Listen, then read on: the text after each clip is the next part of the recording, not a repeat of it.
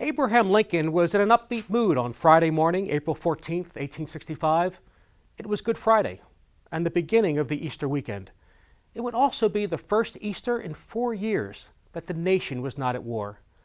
Only 4 days earlier, Confederate forces under the leadership of General Robert E. Lee had surrendered in a farmhouse at Appomattox. The Civil War was officially over. At the end of his morning cabinet meeting, Lincoln asked General Ulysses Grant, who had led the Union Army to victory, if he and his wife would be interested in attending the theater that night. The general had a scheduling conflict, so he declined. Lincoln then asked Clara Harris, the daughter of a New York senator, and her fiancé, Major Henry Rathbone, and they accepted. That afternoon, Lincoln invited his wife, Mary Todd, to a carriage ride. It was just the two of them, alone. The burdens of waging war had been difficult enough, but they also faced the devastating loss of their third son, William. In February 1862, Willie, as they called him, had contracted typhoid fever and died in the White House. Mary never recovered from the loss, and now Lincoln tried to get his wife to focus on the future. Mary, he said, we've got to try to be happy now. Our future is ahead of us. They talked about their lives after the war and after his second term ended in 1868.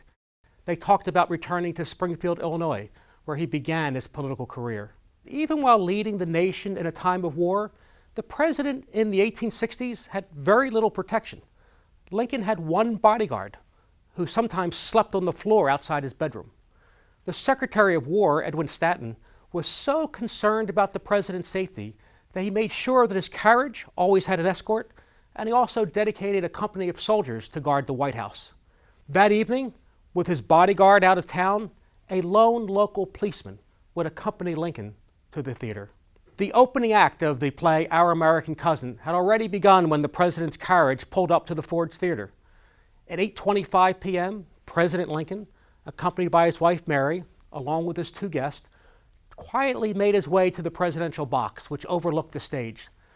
But someone in the theater spotted Lincoln, and within minutes, the packed crowd of over 1,600 people were on their feet, giving the president an enthusiastic ovation. The actors paused and joined in the demonstration, while the band struck up Hail to the Chief. Lincoln laughed and bowed frequently to the grateful crowd. Lincoln then settled into his black walnut rocking chair. Mrs. Lincoln sat to his right. The policeman who had been sitting outside the door leading to the president's box decided to go across the street to meet some friends.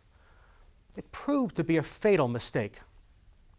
Confederate sympathizer and actor John Wilkes Booth lurked a few feet away from the president. He was waiting for the right moment to strike.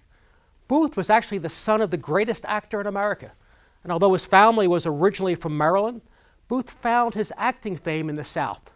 He also came to identify closely with the Southern cause, and he saw Lincoln as the devil. By 1864, Booth was losing interest in his acting career. He started working for the Confederate Underground, a network of spies that were living in the North. His original plan was to kidnap Lincoln, to bring him to Richmond, and then use him to bargain for the release of Confederate prisoners. He enlisted a handful of fellow conspirators to execute the plot. On March 4th, 1865, Booth went to the Capitol to watch Lincoln's second inaugural.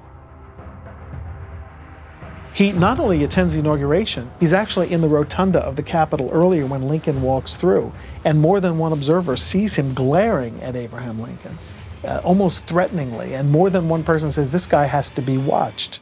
Photographs capture him in the crowd, standing only a few feet away from the president. What a splendid chance I had, he later confided, to kill the president where he stood. When the South surrendered in April, Booth sunk into despair. His kidnapping plan was no longer feasible, but he still wanted to punish the North. On the morning of April 14th, Booth went to the Ford Theater to pick up his mail, which had been held by the theater's owners. He overheard that Lincoln was coming to the theater that night. He now prepared himself for the greatest performance of his life. He rushed from the theater, pulled together his ragtag band of fellow Confederate sympathizers, and assigned each of them roles. Booth announced, "I am going to kill Abraham Lincoln." The others would kill Vice President Andrew Johnson Ulysses S. Grant, and Secretary of State William Seward. During the third act, Booth made his move and entered the passageway leading to the president's box. We're standing here in the passageway itself, and this is kind of the point of no return for John Wilkes Booth. What he does is comes from the balcony into that first door, shuts the door, and then takes a wooden bar and jams the door shut. So he's now actually barricaded inside with the president's party. He walked over to the other door, the door to box number 8, took 1 or 2 steps inside,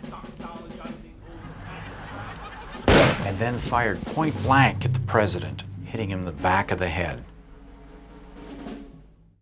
The president slumped forward in his chair. While Mary embraced her husband, a scuffle broke out between Major Rathbone and Booth.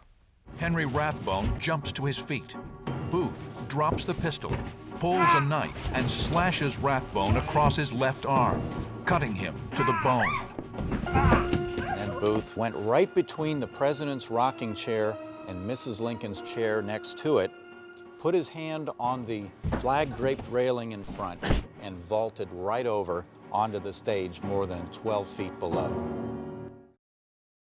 The bullet had struck behind his left ear, tunneled through his brain, and lodged behind his right eye. 4 soldiers and 2 doctors carried him to a small privately owned house across the street. The physicians who gathered around Lincoln's bed knew that he could not survive his wound. Mary, who was overcome with grief, refused to accept his fate. "Love," she pleaded, "live but one moment to speak to me once, to speak to our children." Lincoln never spoke again.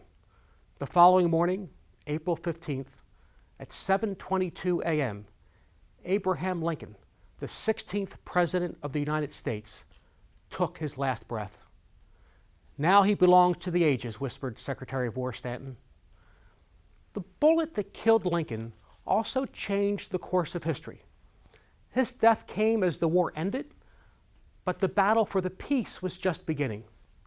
This week, we will examine the debate over the policy of Reconstruction, the effort to literally reconstruct Southern society.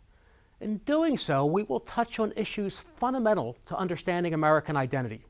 What is the proper role of government? What about the rights of individuals? And we'll deal with the ongoing struggle to define the meaning of freedom.